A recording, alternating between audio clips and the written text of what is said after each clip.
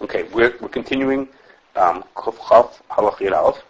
We're going to talk about tevillah for electrical appliances, whether you could use it without tevillah.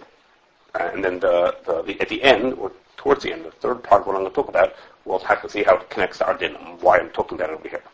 Okay, so we've in the past mentioned a number of times that people don't like to toivel electrical appliances, or they refuse to toivel electrical appliances, and the reason is because they're concerned it's going to break their thing that they're using.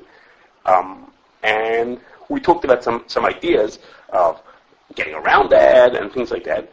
And we're going to talk today about whether, okay, forget about all those aces. Is it true? Can I use it? If I'm not going to toivel it, am I able to use the cleave without toiveling it? So before we start, what I'm going to talk about is going to be in three parts. And the first part is to explain why it is that you're not supposed to submerge electrical appliances in the water.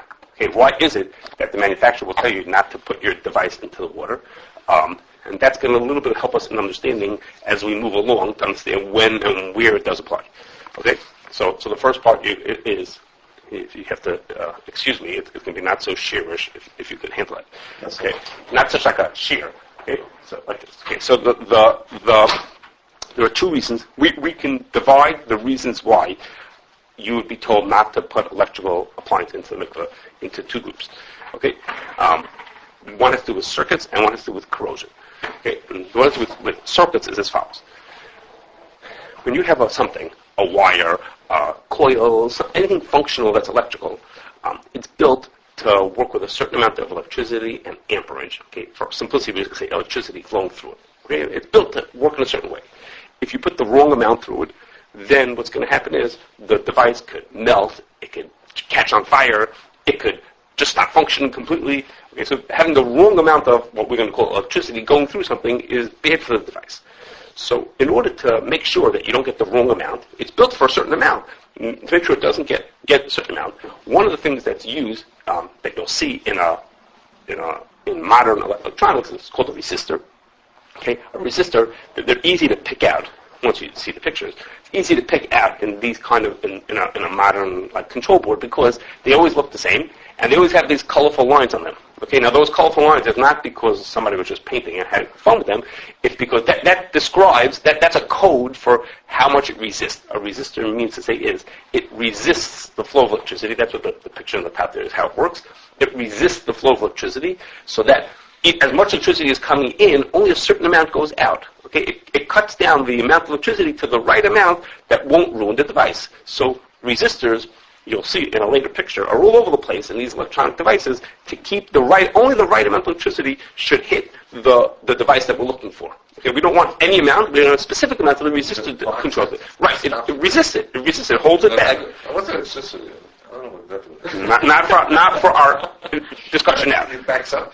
It's not our metal business. conducts electricity, other things don't conduct electricity. The resistor conducts partially whatever. Right. It slows it. It only lets the right amount through. Okay, and the picture at the bottom corner, the squiggly line, that's if you look on a flow chart, like a description of what the device is. That's how they would write a resistor. That's the sign for a resistor. That's what you want it to be. Okay. So now, what happens if you have a resistor, or you have just a bunch of wiring, and the electricity is supposed to flow in a certain direction. Okay? And instead of flowing in the direction it's supposed to, a bridge opens up that lets electricity flow in a different direction. Okay? Instead of it flowing from here to here the way it's supposed to, it could flow a different direction. So if the bridge that's between them is either shorter, so electricity wants to flow in a shorter route, or it avoids a resistor. The resistor is slowing down, not electricity goes through the way it's supposed to. If there's a bridge that's more convenient, then electricity will flow that way, and that's called a short circuit. Okay, the electricity has gone not in the route it's supposed to go. It's found a shorter route, or in this case, a faster route to avoid the resistor,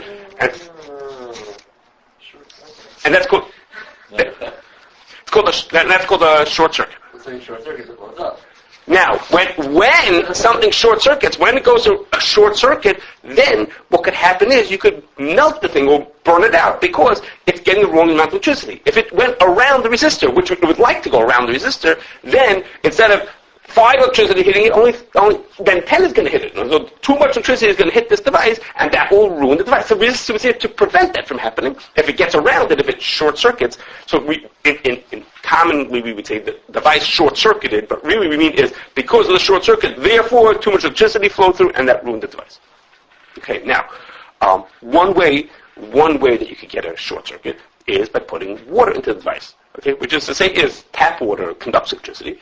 Pure water doesn't, but tap water conducts electricity. So if you put your device into water, what you've done is you've opened up now a bridge for the electricity to get around the resistor or stop to get into the wrong places. Electricity is supposed to go from here to here, and it's supposed to go in a certain path in a certain way, and all of a sudden you've given new connections to let the electricity flow in the wrong way, and that's going to cause a short circuit, which could then ruin the device. Okay, that will cause it to then have too much electricity in certain parts, and those devices will not, they'll catch on fire later, they'll melt, they'll just stop working. Pure water doesn't look from that electricity? Right, but tap water does. Like, what's considered pure water? H2O, just H2O. But our water has other things dissolved in it, has all kinds of minerals. It's safe to swim when there's a lightning. No, rainwater is also not pure. But if you have pure, right, if you had distilled water, right, if you'd make a mikveh out of distilled water, then you'd be okay. For this part, we're talking about so far. Now, you can't get a short circuit if there's no electricity flowing through. Okay, you can only have a short circuit if there's electricity flowing through and it goes the wrong direction. So what people have done is, they say, well, what I'm going to do is I'm going to put my thing to the mikveh, and then I'm going to wait for a very long time. I'm talking like weeks. I'm going to wait for a very long time till it fully dries out. So even though in theory when I dunked it into the mikveh, I set up this bridge where the short circuit could happen. If the water all dries up, there won't be a short circuit. So then I've solved this problem. I don't have to worry about a short circuit because when it's in the mikveh, there's no electricity flowing through it. It's not plugged in then. And then by the time I ever plug it in, it'll have dried out by then, and I'll have saved myself, and then I can toivel things. Okay, and lots of people have done it, myself included, have done that, and after waiting a long time, then they plug in the device and it works perfectly fine. Now, there's a few weaknesses with that idea. With trying that to dunk it in the mikveh and then wait a while, there's a few weaknesses to that idea. Okay, and the first is like this. The first is, it assumes that everything's going to dry out thoroughly. Okay, and in many things that is very true. It'll just dry out thoroughly. You dunk it in the water, give it enough time, all the water gets out of all the cracks and crevices, and it evaporates and it dries out. Okay, but there are certain parts that just it doesn't work. It doesn't work as quickly. Like for whatever reason, if you've ever gotten water into an LCD, like a display or a display case, for whatever reason the holes must be very small, and I don't know all the rules of evaporation, but for whatever reason the water just sits there. Okay, you come back 6 months later, you'll still see water in there. But just to say it's very hard to get the water to dry out. I don't know the physics of it, why that works like that, but there are parts, internal parts that it just doesn't happen, just doesn't get dry. So there's something called like transformers and inductors. Okay, I'm not sure what those are, but they have lots of cracks and crevices, and the water just doesn't come out of them. So whereas you might get the water out of certain parts, and this plan of letting it dry out will work, it's not going to work for everything. Okay, if I knew which exactly does and doesn't, that would be helpful, but I don't. But for lots of things, it just doesn't work. Okay, and in which case you're setting yourself up to having the short circuit. Yes. Aren't these not the ones that get ruined by water, like a chip? I'm getting it. Okay, I'm getting it. So I was waiting for it. I thought you would have gotten to it already. No, I'm not finished. I'm only talking about now the circuit issues now. Okay, now there's a second thing. So the first thing is, you may not get it dry. So you have this plan, you're going to let it get all the way dry. That's your plan. But in practice, it may actually not get dry. Okay, the second thing is like this. That this whole plan is built on the assumption that there's no electricity flowing through the wires, and therefore I don't have to worry about a short circuit in the mikveh because there's no electricity, right? It's not plugged in. And so it's only later, so I'm going to wait to plug it in until there's no more bridge to carry the water, to make the short circuit. Okay. The problem is like this. In a modern electrical device, doesn't just have resistors, it also has something called capacitors. Okay, these are all different types of capacitors. Okay, they come in really lots of different shapes and sizes, not just like resistors. Okay, they come in all different types of shapes and sizes. Okay, and a capacitor, the job of the capacitor is to regulate the flow of electricity. Okay, to make sure that it flows in a steady amount. And for our purposes, we could look at these as essentially being, from a production, think of it like a surge tank, but from a different perspective, they're like little batteries. Okay, they take in electricity, They take electricity and they meter it out at the right pace, at a constant pace to the device. And some even look like little batteries, okay? So these are all pictures of different types. There are many different ways how they look. The top is how it would look on a diagram of how they build these things. So what happens is, if you have a capacitor, is essentially a little battery. For our purposes, a little battery sitting there that holds electricity, which means is that even if I don't plug in the device, even though I don't plug in my toaster, if it was ever plugged in beforehand, these things are charged up and they're ready to give out their electricity. So even though I say, well, I'm not going to plug it in for weeks because I'm going to wait until electricity, I'm going to wait until there's no more way to short circuit, well, it may be too late because when you put it in, you think it's not plugged in. Tricks on you. Because really there is as if a battery sitting inside of your thing that's soaked with electricity, so you think you're not going to make a short circuit when I plug it in, and the joke's on you because, in fact, you will be. Okay, now, the truth is that when you buy a new device, you guess that it's never been plugged in. It's not necessarily true. It may have been plugged in, but to test at the manufacturer. You're guessing, and you toivel things before you ever use them. So that gives us an advantage, if I could use that word, over what the manufacturer says. The manufacturer says, don't submerge it in water, because in his mind, it's pushing that you once plugged it in. And you're going to submerge it in water after you've done it once. So to him, if you submerge it in water, you're instantly going to fry your machine. Okay? But for us, to toivel things, we have a little advantage, because we toivel things before we ever use them. So if you never used it, and you never got electricity into your capacitors, then you have an advantage, okay? Now, that doesn't mean they didn't test it, but if you toivel it before anybody ever plugged it in, then you have this advantage that your capacitor, there's no electricity flowing through it, and then you potentially could say, I'll wait till it dries out, and I'll solve the problem. I'll never have a short circuit. Okay, now, just to show you what it looks like, this is a control board. It's from downstairs. It's from an urn, okay? It's from one of the urns that we clean. Wow, okay? An urn. That's from an urn, okay? Now, in the control board, I'm going to show you on this, I'm going to circle for you the resistors and capacitors just to see what's going on, okay? The ones that are circled in red, those are all resistors, okay? And they're easy to pull out because you see them with the stripes on the side of them. They all have a certain shape to them. And all the stripes on the side of them tell you exactly how they measure electricity, okay? And aside from that is, and here's a bunch of capacitors in the same thing. So here we have 5, if I could use the word, little batteries in this thing. And I don't know, 6 or 7, I don't know how many resistors there were in this thing. Okay, the resistors to say is, every resistor is a place where if water got into there, it could short circuit. The resistor is here to keep electricity, not too much flow through it. If the water went to that spot, the water would say, I'd much rather go around the resistor than through the resistor, and it would then cause the component that the resistor is protecting, it would cause it to have too much electricity flowing through it. Okay, so that just gives you an idea. And this is, an urn, to me, is not so complicated. I don't know if it's just like a punch the urn, it has like a little control board or something. This is the control board. I'm saying it has a control panel, has a key. It's just a simple urn. Nothing. This is not all it needs is an element to run. No, this is not the simplest urn in the world. It's not the simplest in the world. But when you open it up, next time one of your things breaks, you'll see that this is not a. It looks pretty complicated, but it's just a control board. You know what I mean? It's got look at all these pieces that are in there. Okay, so my point is that if there's a resistor, that means that's a place where electricity flowing in can short circuit and ruin something. That the resistor is protecting part of the device, and the capacitor tells you the other side is that there's electricity sitting there, even if it's not plugged in. There's electricity sitting, waiting to come out in this. Okay, so now this whole thing I said till now. Is all reasons why how through circuitry you could have problems. Okay, the second problem that you have by putting something into water is I lump together called corrosion, and that is in 3 different ways. Okay, one is electrical devices have in them relays, wires, and soldering that are made from copper and steel and other things that can rust or essentially do things like rust or corrode.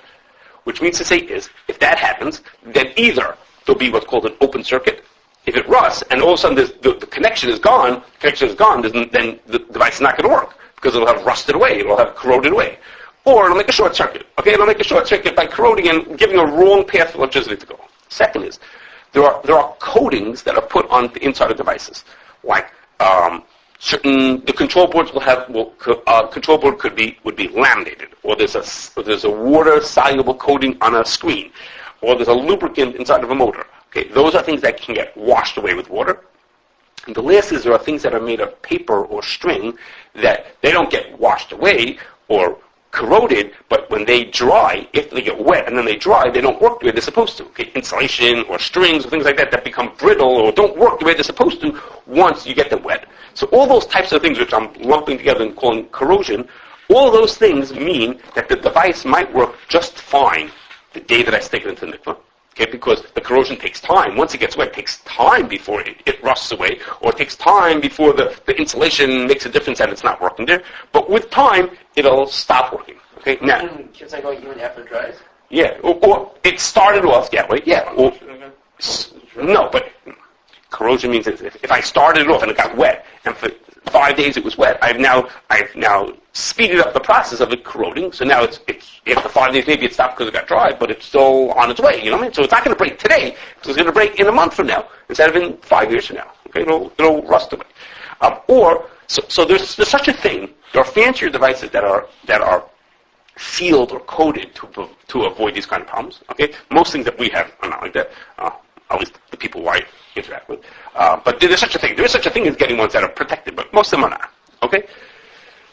Okay, now, after all that, now we're going to move on. So now we have an understanding of why the water would be bad for it. Now I'm going to move on to two reasons that have been given as to why you could use a device even without toiveled. Okay? And we'll see, hopefully, possibly, how what I told you until now might make a difference.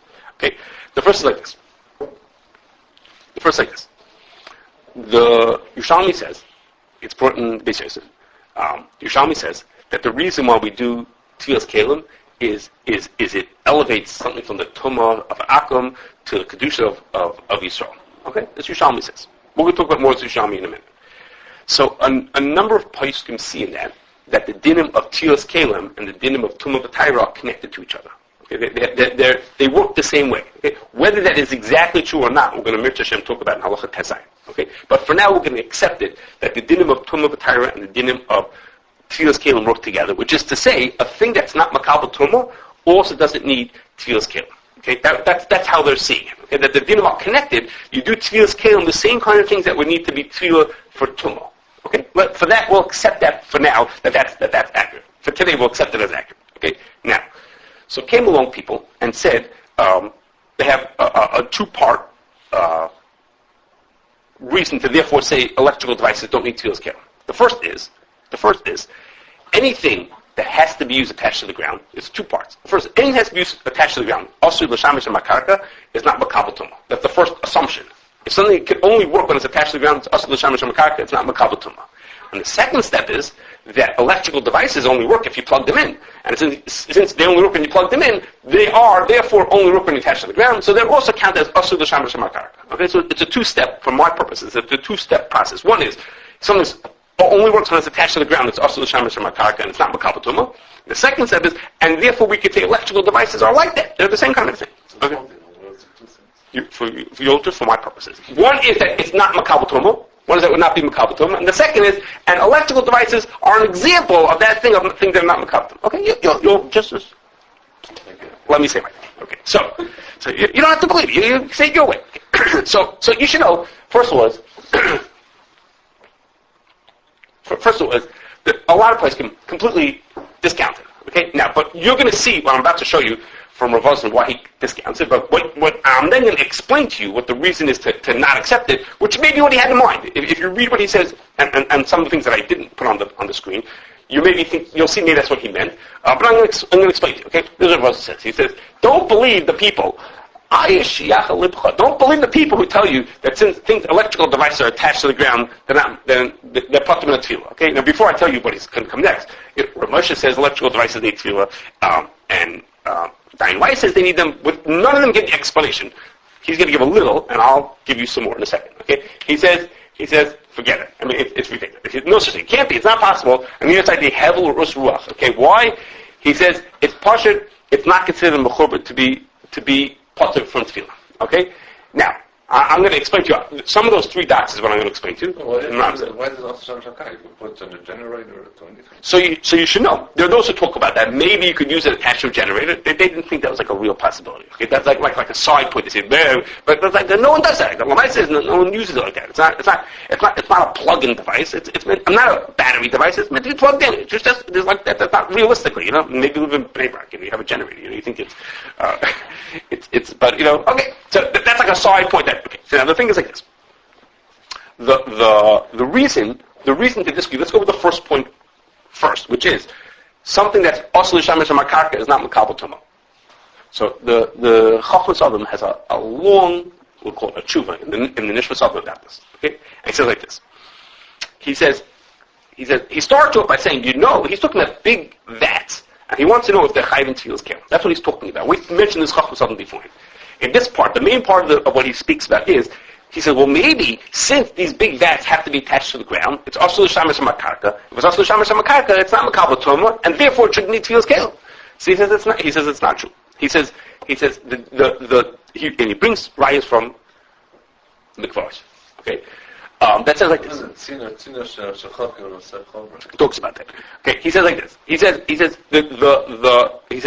when we say that something is ashlu shamash and hakarka is not makabel tumah, there's such a rule.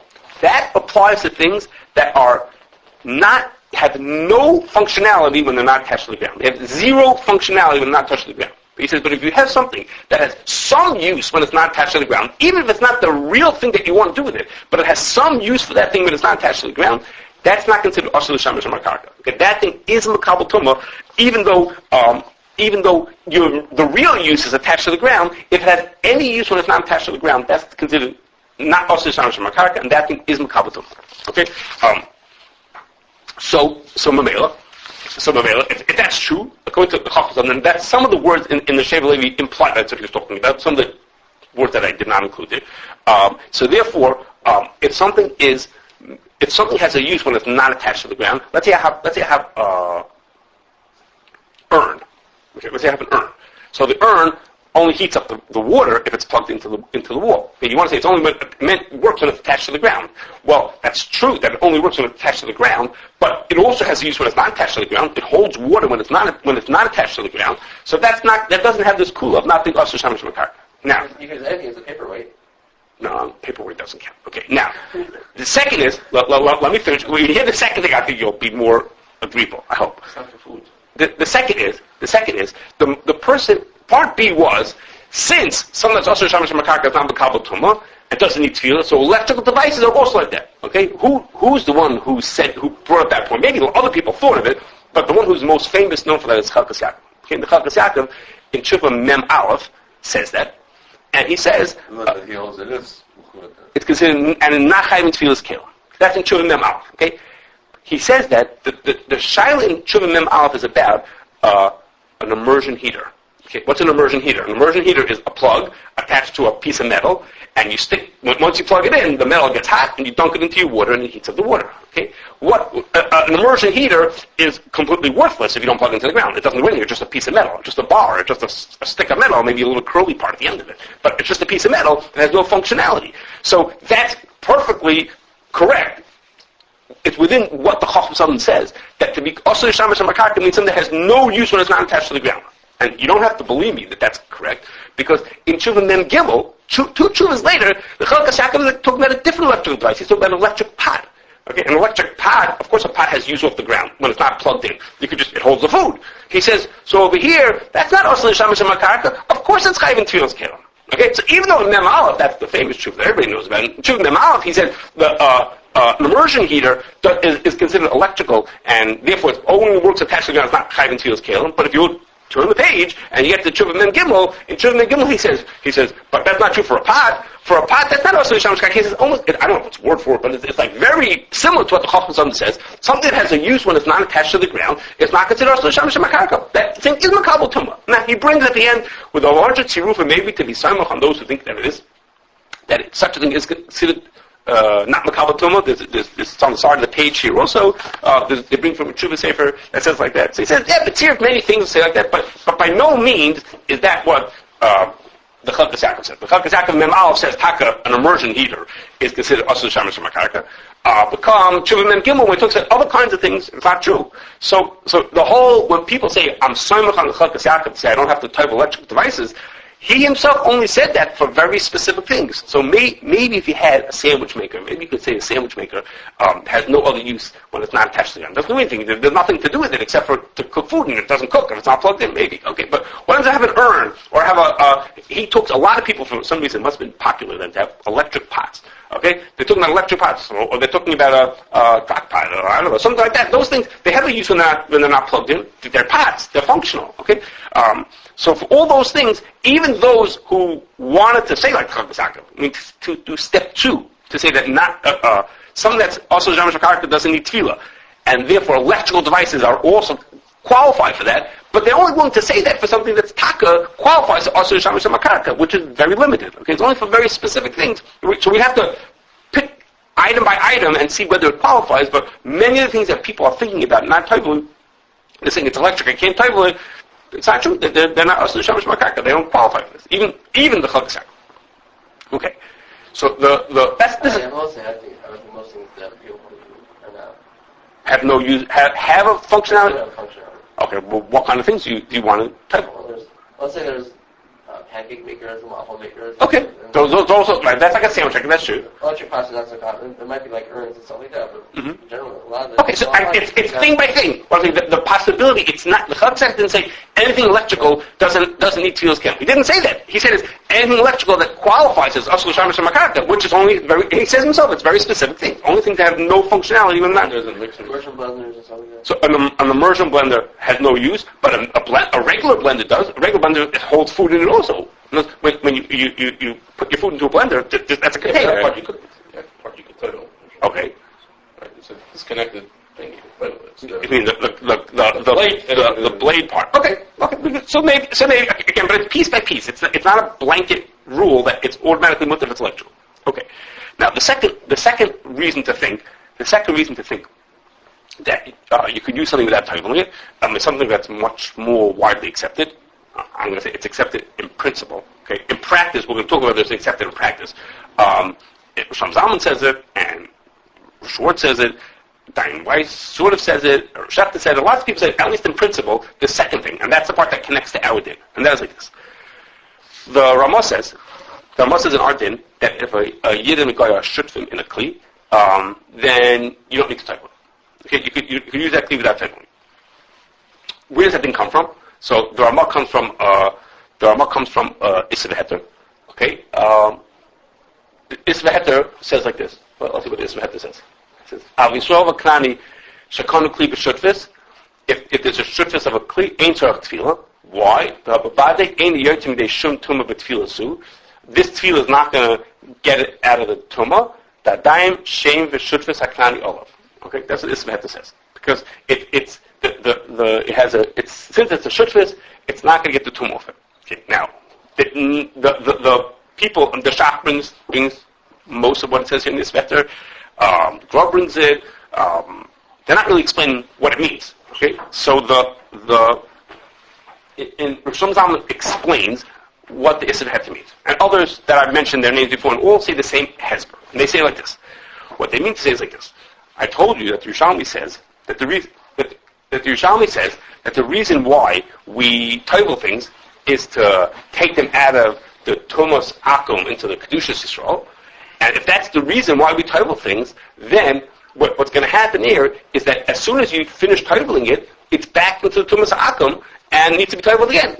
So what's going to happen is every time you do the tevillah is going to be every time you do the tevillah, you're not going to be successful. So you'll have toiveled it. You did Tevillas Keilim, but the Tevillas Keilim that you did doesn't help you. It's going to need Tevillas Keilim again. Okay, now, in a second, I'm going to talk to you about so what. So let's say, so I'm saying is that you can't be successful at doing Tevillas Keilim. I want you to pause for a second. I'm going to tell you in a second. We're going to continue the discussion. Okay, so what if I can't be successful? But that's what they said, so you can't be successful. Now, they're saying this based on Yerushalmi. Okay, the Yerushalmi I told you says, the Beis Yosef brings it, Yerushalmi says, that you toivel Keilim to get them into Kashrus Yisrael. Okay, and here's how the Beis Yosef brings Yerushalmi. Okay, it's at the very beginning of the Siman. Beis Yosef brings Yerushalmi. Pirush Yerushalmi, the tevillah he kadei sheyetzu mitum aser shel goy l'kedusha shel Yisrael. The reason why you toivel things is to get them from the Tum of a Goy to Kedusha of Yisrael. That's what you're doing. And therefore, in this case, you're going to toivel it, and it's not going to work, because you're going to toivel it, and as soon as you toivel it, it's going to be back in the Tum of a Goy again. Okay? That's what the Beis Yosef brings Yerushalmi. Okay? But that's not exactly what Yerushalmi says. Okay? Yerushalmi is at the very end of the Masechta, and the last lines of the Masechta, and this is what Yerushalmi actually says. Shalom Rabbi Yirmiyah. They asked, before I tell you, they asked, I know that on purpose. They asked Rabbi Yirmiyah whether a certain, I'm just going to introduce you before you read it. They asked Rabbi Yirmiyah whether a certain kli needed tevillah, okay? It's not important what it was. Whether a certain kli needed tevillah, okay? And Rabbi Yirmiyah is going to answer why he thinks it needs tevillah, okay? So they asked Rabbi Yirmiyah, Amar, tzarach l'hatful, whatever that kli was, it needs tevillah. Why? Lefi sheyatzu mitumas hanachri v'nichnasu l'kedusha Yisrael. Okay? So Rabbi Yirmiyah didn't say, kidei, that it should go mituma go l'kedusha Yisrael. He says lefi sheyatzu mituma sanachri.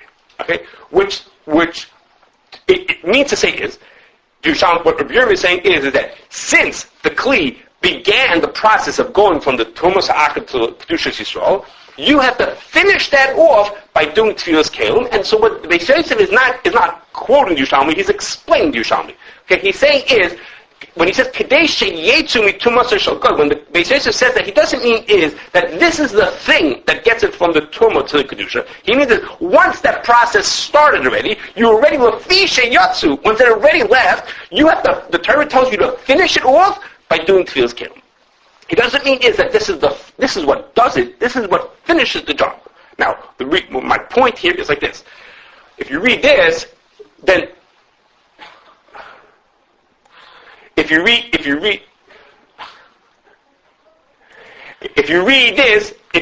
this, then all of a sudden what the Ramah and the Shach said are something very different. Okay, what the Ramah and Shach, the Shlomo Zalman is saying that what they meant is, when you do have to do the tevillah, you're chayav to do tevillah, but the tevillah won't be successful because you're chayav to do tevillah to get it out of the tumas akum. Okay, but Rabbi Yirmiyah didn't say that. Rabbi Yirmiyah said is, once it got out of the tumah, now you have to do tevillah. Well, guess what? In our case, where there's still a shutfis, it didn't do step one. It didn't yatsu mitumas hanachri v'nichasu kedusha Yisrael. It didn't do that. If it didn't do the first step, then you don't have to do the second step. Okay, Shlomo Zalman is saying that what the Ramah means is you can't do the second step because it won't be successful. You're chayav to, but it won't work. Because Yerushalmi doesn't say that. Yerushalmi says you're not chayav to do it in the first place. You don't have to do it because the lefi sheyatzu, it has to first go out and then you're chayav in tevillas Keilim. So in our case, you're not chayav because it didn't do the first step, which is not how Shlomo Zalman is understanding it. Shlomo Zalman is understanding it by the simple reading of the Beis Yosef. Again, the Beis Yosef is really, the way I hear it, is explain Yerushalmi. He's saying, no, the Beis Yosef is saying Yerushalmi. That's yours. I hear them. No, wait a second. You will say that Beis doesn't add your whole stick of paper. No, but what Beis Yosef said, it says Kadei sheyetzu. Okay, but that's how it doesn't say that in Yerushalmi. Look at Yerushalmi, it doesn't say Kadei sheyetzu. I said Kashrus. Right, so they have different Kashrus. Okay, maybe they have different Kashrus in Yerushalmi, it could be. But your stick doesn't stay there. Okay, no. Make a difference anyway. No, it makes a big nafkamina. Because what I'm saying is, what Yerushalmi says is, after it left the Tumas Akum, then you have in tevillas Keilim. Yeah. So now, in our case, we say, so what the Shach means is, in our case, it didn't leave the Tumas Akum yet because the guy still should Let's say if no one knew Yerushalmi. Okay, it says Kadei sheyetzu, it's also not being yotze. I don't want to belong to the guy, I don't know what he needs to know Yerushalmi. What's Beis Yosef, right? Kadei sheyetzu, the ma'aseh the guy still holds it, it's not being yotze. So I'm finished. No, so that's how Shlomo Zalman looks your way. But no, but he said, because Shlomo Zalman, I'm getting to my point. You'll see in a second. What Shlomo Zalman is saying is, the person, it's chayav in tevillas Keilim. When Yid owns it, it's chayav in tevillas Keilim. But it will not be successful, and therefore, in practice, you could use it without doing tevillas Keilim. Okay? But it's chayav in tevillas Keilim. I'm saying, no, the Yerushalmi says it's not chayav in the first place. It's only chayav after it went out of after it left the Rishus of the Goy, then it's chayav in tevillas. Lefi sheyatzu, now you have to do tevillas Keilim. So you're not chayav in tevillas Keilim. Now, because the Beis Meir asks, now back to the Ramah. The Beis Meir asks on the Ramah, and he argues on the Ramah. He says, what are you talking about? He says, so tevillah won't be successful? He says, so don't use the kli. He says, who are you to use the kli? You're chayav in tevillas Keilim. If you're chayav in tevillas Keilim, and you can't do it, because as soon as you do it, It's not a mitzvah, the chiyuv tevillah. Right? You're not gonna, you can't use it until you do tevillah. You can't do tevillah because when you do tevillah, it's going to be back in, it's going to still be in the shus, going to keep get this tumor again. So don't use it. So Beis Meir says, so who said you're allowed to use it in the first place? Okay? So, my point is, and I'll get to an answer to Beis Meir in a second, but the question of Beis Meir, and the whole thing you're going to hear in a second from Shlomo Zalman, is assuming that it's chayiv in Tevillas Keilim, and now I'm saying, but I can't do it, because every time I toivel, I'm chayiv it again. But that's not really what Yerushalmi says. Yerushalmi says is, I wasn't chayiv in the first place. I'm just not chayiv in the first place. Okay, so now, is this your dig in Yerushalmi? No, I opened up Yerushalmi to look at it. No. I said, let's see the Yerushalmi. I looked at the Yerushalmi. So I'm telling you that's what it says. You're going to tell me what using the Yerushalmi means. Okay, so this is your dig in Yerushalmi? Yes. It's I'm just saying it. So I just said that the Beis Yosef is explaining Yerushalmi. The Beis Yosef is not with Yerushalmi. He said, Kadesh Yetzu means he needs to complete the going out of the Tumah Shalakam. The Yerushalmi says, after it went out, then you do tevillah, and Beis Yosef has explained that, giving it a little hesper to it. But, again, maybe that's right, maybe a different gear, so, that's the Yerushalmi, and that's what the Beis Yosef says. Not exact, it's pretty close. Okay, so now, Rosh Zalman says the answer, and all these other people I mentioned, the answer to the Beis Meir's question, Beis Meir argues in the Ramah, okay? The answer to Beis Meir's question is like this, is that the mitzvah of Tevillas Keilim is a mitzvah d'oraisa. But as we spoke about last time, as I introduced you last time was, even though the mitzvah of Tevillas Keilim is d'oraisa, the issur to use the kli until you do Tevillas Keilim is only issur d'rabbanan. It's only asur d'rabbanan to use the kli until you do the tevillah. And therefore, when it's possible to do Tevillas Keilim, when you're able to do the mitzvah, Chacham said, don't use it until you do the mitzvah. It's a shmirah. It's an encouragement to make sure you do the mitzvah. You can't use it until you do it. But if it's not possible, if it's not, you can't physically do it, so what do you want from my life? So Chazal didn't impose on me to not use it until I do Tevillas Keilim because it's not possible. So they didn't bother me and make, punish me to not use it if I can't do it anyhow. And therefore, so the Beis Meir's question was, Beis Meir said, how can you use it? If you can't do Tevillah, so it's too bad on you can't use it. And they said, no, since that's only d'rabbanan, since it's only d'rabbanan that you can't use it, in this case where I can't do it, Chacham didn't make that imposition on me. They didn't trouble me and say, don't use it now. Because I can't toivel it anyhow. What am I supposed to do with it? I can't toivel it. So fine, the Chazal didn't bother me in that case. Okay, now, so they're saying that the answer of the Rambam by Shulchan, and you could learn whichever way you like to in Shulchan. But the extension, the next step of that din is, and next time we're going to talk about even a further step, okay, that's really a whole way another step. But the extension is, so if I have an electrical device, and I can't toivel it, because if I toivel it, it's going to break and I'm not going to be able to use it anyhow. So they say is, well, we see from this din, that if a person has something that's higher in Tevillas Keilim, but Tevillas Keilim was not physically possible, then the issur d'rabbanan to not use it doesn't apply. So therefore, when we say that a person, if an electrical thing can't be toiveled, it's higher in Tevillas Keilim, not like the Chelkas Yaakov. Really, the Chelkas Yaakov maybe in some cases it would be part of Tevillas Keilim. No, it's really higher in Tevillas Keilim. It's really higher in Tevillas Keilim. But what's it? But since it's physically not possible, Chazal didn't stop you from using it. Okay, now I forgot to tell you, the Ramah, he didn't say you're allowed to use it. He said ain't tzarich tevillah. Okay, that's a deal like me. Ramah says if the shulchan says ain't tzarich tevillah, he didn't say you're allowed to use it without tevillah. But okay, so he says over here the electrical devices also, since the person there's no way to use it without, there's no way to do the tevillah. Therefore, the person's not that it's putter from tevillah, but you're allowed to use it even though it didn't have tevillah. Okay. No, sorry, that's right. What? No dimming, no. No dimming to that case? No, it's not. Well, there, the Meister Tevillah is Meister Tevillah. Over here, it's the Meister Tevillah. Okay, and Meister 3 times in break. So wait a second. The Chazal pocket you. No, so the point, the right. So doesn't make sense. The Chazal would not require you to be told. Sometimes when there's an issur d'rabbanan, it says the issur d'rabbanan applies even if you can't get pissed. They say to you over here, they say you could imagine Chazal saying is you can't use it until you toivel it, and if you can't toivel it, stand on your head. That's what Beis Meir says. Okay, and sometimes the Rabbanan says don't use it until you toivel it. Because that's the mitzvah of tevillah. Okay, no, it's also not shaykh because if I toivel it, but I won't have a kli. I'm not going to have anything afterwards. Yeah, when you could use this, right? So like this. So now let's just think. Let's just think. Okay, so I didn't say everybody agrees. Of course not. So like this. So the first thing is, there are some people, I told you, some people who toivel things, let it dry out for a long time, and then it works just fine. Okay, so now, if that would be true, then you don't have an excuse. Your whole point here is you're saying what's going to happen is I'm going to toivel it, and it's not going to work. I'm not going to have a kli anyhow. Well, if it's true that you could toivel it and let it sit for however long it's going to take, then you don't have any excuses over here. Okay. Even more so, if the whole problem is that if you worried only about the corrosion, meaning it'll work, but it will break quicker. It's going to work after you toivel it. You're going to let it dry out and it's going to work. But your concern is not the short-circuiting, but your concern is it's long-term you're going to have problems with what I call these whole group of things that are called corrosion. That doesn't help you anything, okay? Because then you could use a kli, you just won't use it as many times, okay? Also, okay, so there are those who are not so comfortable with it, who will say, listen, you're telling me, David is saying in the din he doesn't see the connection. Wait till next time. Maybe you shouldn't come next time.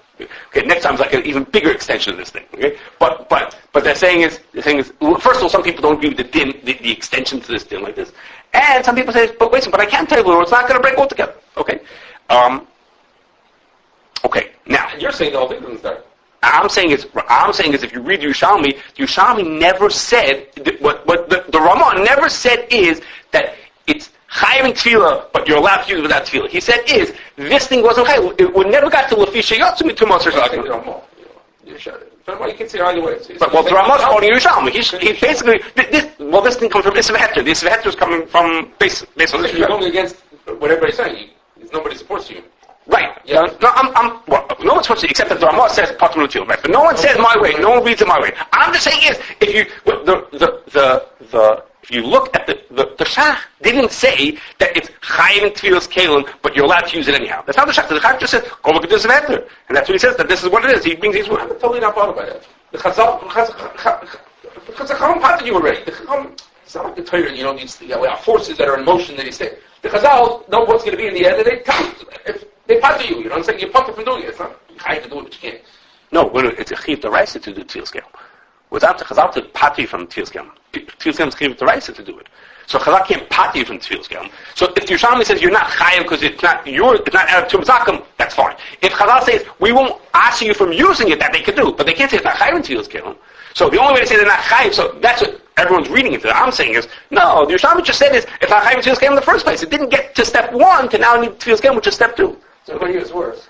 According to me, right, this whole diag is based on a understanding the way the Beit Yisrael is being structured. I'm saying that for you, the whole hakarka falls away. Right, that whole hakarka falls away. But again, all these other people say not like that. I like they said, I'm reading all this into that. But all these other people are saying, no, that's not what it means. Okay, now, you should just know. In general, when the Yerushalmi says the face, it's not the day.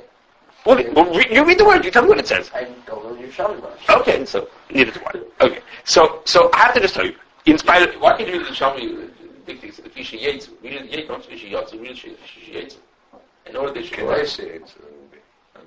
So maybe we don't have the grammar so great. Lefisha yetsu, in order that they should go out, and that's what the Beit Yisrael is translating. So the Beit Yisrael is translating to us into modern Hebrew. He's a kadesh yetsu, so we should understand what Yerushalmi really meant. Okay, I think you're right.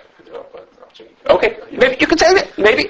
So the I have to just tell you. I can't not tell you that Rav Schwartz. It's at the very end of Avodah. It's like the last words, almost the last words of Avodah. Okay.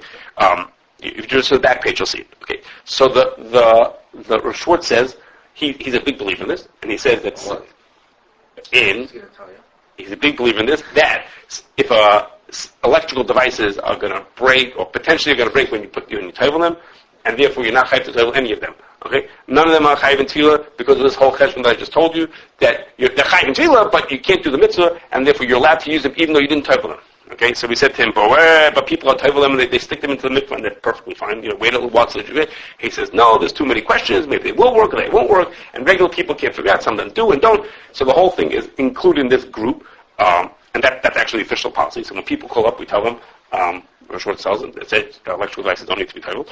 But other people either don't agree with this b'chlal, and they say all electrical things need to be toiveled, or they split it, and they'll say there are things that we know can dry out, and when they dry out, then they'll work perfectly fine, as long as you never plugged it in once before, and they'll work perfectly fine, and they'll say, they'll toivel them, and they won't, and say other things are too they won't dry out. You can't toivel them. So there are people who say in between, and there are people who say everything needs to be toiveled.